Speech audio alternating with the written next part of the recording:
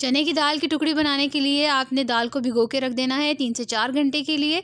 फिर जितनी दाल ली है उतना ही आपने इसके अंदर दूध शामिल करना है। मीडियम फ्लेम पे इसको तकरीबन 20 मिनट के लिए हमने कुक कर लेना है ताकि ये दाल अच्छे से गल जाए। दाल को चॉप कर लेंगे। फिर हमने लिया है घी, थोड़ा थोड़ा घी शामिल करना है और दाल शामिल करनी है।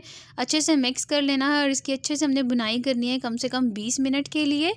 जब ये इस सिचुएशन में आ जाए और उसकी अच्छे से बुनाई हो जाए तो हमने इसके अंदर चीनी शामिल करनी है। चीनी शामिल करने के बाद भी लगातार आपने चम्मच को हिलाते रहना है और जो चीनी है उसको इसी तरह डिसॉल्व कर लेना है। थोड़ा ज़्यादा टाइम लगता है लेकिन ये बहुत ही मज़ेदार बन के तैयार होता है। चीनी डिसॉल्व हो जाए तो जिस बर्तन में हमने निकालना है उसको घी से ग्रीस कर लेना है। बादाम या आपको कोई भी ड्राई फ्रूट पसंद है वो इसके ऊपर लगा दें, अच्छे से इसको प्रेस करें और ये ताकि ये सेट हो जाए। रूम टेम्परेचर पे आने के बाद इसको आप कट करें और मज़े से एंजॉय करें। यकीन मानिए बहुत ही मज़ेदार बन के तैयार होते हैं। आप इस रेसिपी को ज़रूर ट्राई कीजिएगा। मिलते हैं एक नई वीडियो में, अपना ख्याल रखिएगा। अल्लाह हाफिज़।